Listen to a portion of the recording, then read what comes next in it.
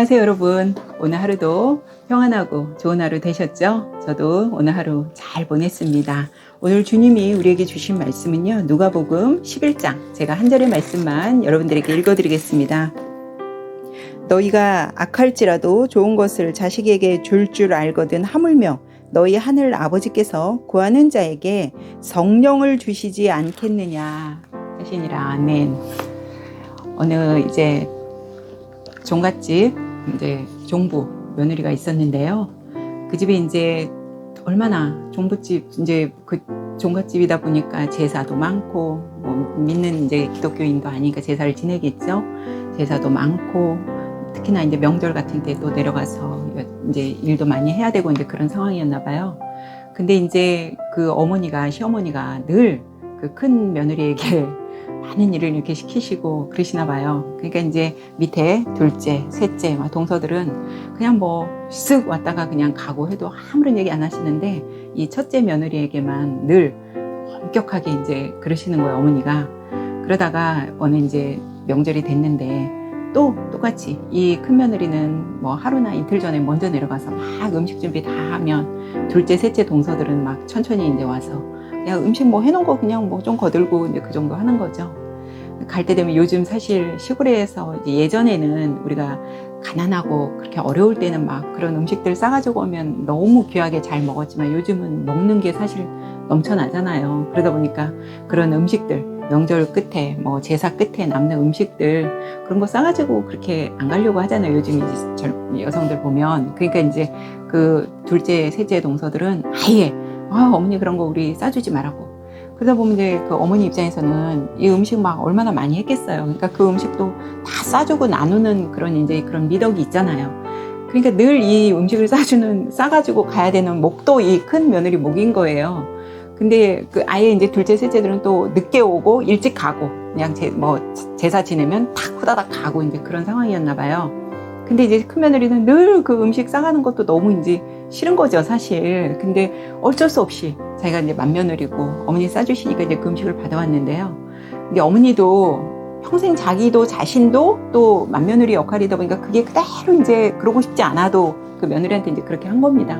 근데 이제 어머니도 조금씩 변화를 요즘 세대가 이렇게 변하다 보니까 어머니도 조금씩 변한 거예요. 미안한 거예요. 자기 세대에 이게 끝났으면 좋겠는데 또 자기도 지금 다음 며느리에게 그 며느리한테 그런 걸 똑같이 이제 대물림을 하고 있는 어머니가 어느 날 이제 깨달은 거죠. 너무 미안함이 이제 들어온 거예요.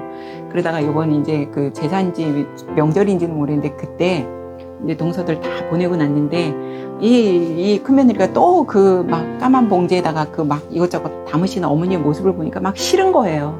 그리고 늘 불만을 가지고 있었죠. 왜 나만 이래야 되나? 나도 저 둘째, 셋째 동서처럼 늦게 오고 일찍 가고 싶은데 와서 내가 열심히 막 음식은 막 이렇게 하고 하는데 왜 나만 이래야 되나? 매일 이제 불평불만이 있었지만 그걸 뭐 불평불만을 할 수 있는 상황도 아니었고 여전히 이제 그때도 어머니가 까만 봉지에다 막 꾸역꾸역 음식을 싸가지고 이제 막 차에다 실어주는 겁니다. 근데 이 며느리가 그날 너무 화가 난 거예요. 그러다가 이제 가다가 고속도로에 들려서 남편이 잠깐 이제 고속도로 들리는데 그 사이에 고속도로 휴게소 그 휴지통에다가 그 어머니가 싸주신 까만 봉지를 다 그냥 버린 거예요. 너무 화가 나니까. 그래서 이제 집에 왔습니다. 왔는데 집에 이제 오고 나니 이제 어머니한테 전화가 온 거예요. 잘 이제 올라갔냐고. 그러니까 이제 잘 왔다고 이러니까 얘야 그 까만 봉지 잘 열어보면 거기에 그 자기가 넣어놓은 돈이 있다는 거예요. 근데 그 둘째나 셋째가 괜히 알면 서운할 것 같아서 내가 너한테만 주기 위해서 그 음식 옆에 돈 300만 원을 내가 넣어놨다. 그러니 내가 그동안 뭐 이렇게 해서 모으고 저렇게 해서 모은 거 꼬깃꼬깃한 거 모은 거 넣어놨기 때문에 뭐 이제 뭐 1,000원짜리도 있고 5,000원짜리도 있고 막 이제 그랬겠죠. 그러니 그거 잘 찾아서 너 쓰고 싶은데 너 먹고 싶은데 너 옷 사고 싶은데 써라 이렇게 이제 어머니가 주셨다는데 지금 어떻게 된 거예요? 그 까만 봉지 다 어떻게 했어요? 지금 휴게소에다 거기 휴지통에다 다 버렸잖아요.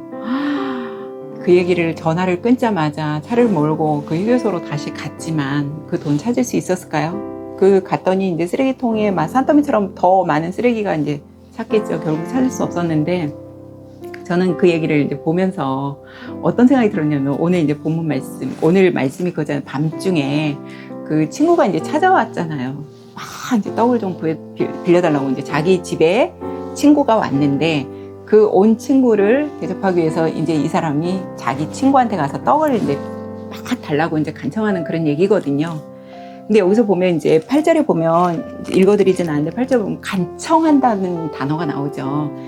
벗됨이 아니고 네가 간청함으로 인해서 그 요구대로 준다고 이제 이렇게 이제 얘기하잖아요. 여기서 이제 간청한다는 이 헬라어가 아나이데이아라고 하는데 이것은요, 이 번역이 이제 간청함이라고 우리는 성경에 이렇게 나와 있지만 그냥 이렇게 간청, 내가 너한테 뭐 떡 좀, 빵 좀 달라고 요구한다, 이게 간청이 아니고요.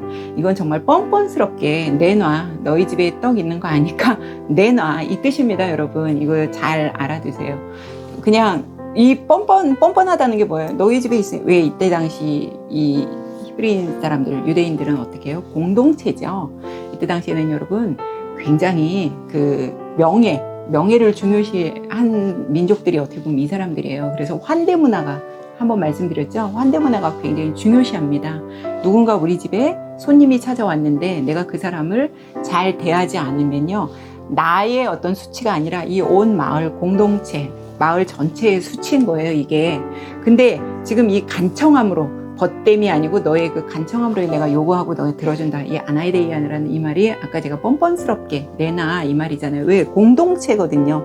공동체가 다 책임을 져야 되는 거예요. 그 손님을 접대하기 위해서는. 그런 것처럼 이 유대인들이 정말 중요시 여기는 환대, 어떤 명예. 그래서 왜 이 사람들이 어떤 일까지 있냐면요, 혹여 만약에 오빠가 있고 밑에 여동생이 있어요. 굉장히 수치를 정말 수치스럽게 생각하는 이 종족입니다, 여기가.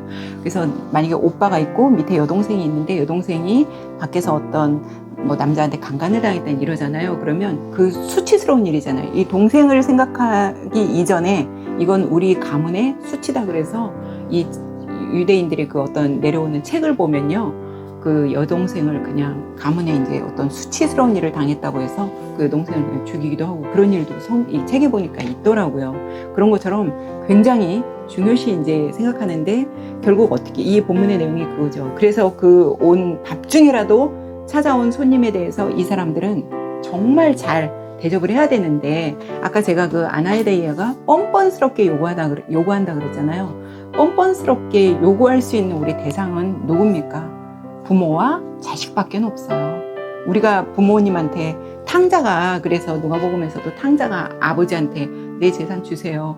그거 부모니까 그렇게 뻔뻔스럽게, 아직 돌아가시지도 않았는데 재산을 요구할 수 있었던 것처럼 우리가 뻔뻔스럽게 요구할 수 있는 분은 누구예요? 오직 한 분, 하나님한테밖에 없어요. 우리가 그러니까 뻔뻔스럽게 우리가 하나님한테 뭐든지 요구해라 이 말이에요. 결국 제가 오늘 읽어드린 것처럼 성령을, 아들이 아버지한테 생선을 달라고 하는데 누가 그 생선 대신에 뱀을 줄 것이며, 아버지는 네가 요구한 것보다 더 좋은 것을 주신다 이 말이에요. 그렇기 때문에 뭐든지 네가 뻔뻔스럽게, 그냥 하나님한테 뻔뻔스럽게 요구하라는 말은 뭐야? 늘 하나님한테 간구하고 기도하고 하나님 주세요, 하나님 주세요. 왜요? 우리는 자식이니까 아버지한테, 하늘에 계신 아버지한테 뻔뻔스럽게 요구할 수 있는 거예요. 하나님 주세요, 이것도 주세요. 그런데 제가 한번 말씀드렸죠, 주시지 않는 것도 기도 응답이라고. 그걸 줬을 때 우리가 더 망가질 수 있다라고 하나님 생각하시면 그거 주겠어요? 안 주시죠. 그러니까 하나님 안 주시는 거예요. 그러니까 기도 응답이 되지 않는 것도 제가 응답이라고 말씀을 드렸습니다. 근데 오늘 말씀 끝에 보니까 성령을 주시겠대요. 성령을 주시겠다는 말은 뭐예요? 성령, 얼마나 성령이 좋은지 아냐? 성령을 줄게. 우리 왜 갈라디아서 5장 22절 성령의 9가지 열매 있잖아요. 희락, 사랑, 희락, 화평, 오래 참음, 자비, 양성, 충성, 온유, 절제. 이 9가지 이 사랑, 이 성령의 이 열매. 성령, 사실 솔직히 그렇죠. 오늘 저도 이 본문 보면서 왜 끝에 성령이라는 말씀을 왜 하셨을까 이렇게 생각을 해보니까 성령보다 더 좋은 게 어디 있어요, 여러분? 성령이면 성령보다 정말 더 좋은 게 어디 있어요? 아까 아무리 그 며느리를 부리는 시어머니도 좋은 걸 줄 줄 아시잖아요. 내가 누구한테 이 300만 원이라는 정말 아껴둔 이 돈을 누구한테 줄 줄 알잖아요. 아시거든요. 그러니까 그 며느리한테 주긴 주되 다른 사람들이 또 이제 안 받으면 기분 안 좋을 수 있으니까 며느리한테만 몰래 주기 위해서 어떻게 했어요? 까만 봉지에다가 너가 이 음식 가져가는 거 어떤 마음인지도 알고 네가 와서 일하는 거 힘들게 일하는 거 어떤 마음인지도 안다. 그러니 어머니가 정말 꼬깃꼬깃 그 모은 돈, 얼마나 그 어머니한테 300만 원이라는 돈은 큰 돈이었겠어요. 그거를 그 큰며느리한테 주는 그 마음이 우리 하늘에 계신 하나님의 마음이 아닐까 싶습니다. 여러분, 아버지잖아요. 아나데이아 정말 우리 뻔뻔스럽게 하나님한테 우리가 죄짓지 않고 하나님한테 떳떳하게 하나님 이것도 해주세요. 저것도 해주세요. 성령 주세요. 성령 못 받으시면 성령 주세요. 우리가 하나님한테 요구할 수 있잖아요. 여러분, 오늘도 우리가 잠드시기 전에 내가 정말 하나님은 우리한테 주시려고 지금 준비하고 계시는데 내가 구하지 않아서 하나님이 지금 가만히 침묵하고 계실 수도 있겠구나 라고 생각하시면서 우리도 하나님 아버지한테 뻔뻔스럽게 달라고 그냥 어린애처럼 하나님 주세요 라고 할 수 있는 그런 어린아이 같은 그런 믿음 되셨으면 좋겠습니다. 오늘도 편안하고 여러분 행복한 그런 저녁 되세요. 우리는 내일 뵙겠습니다.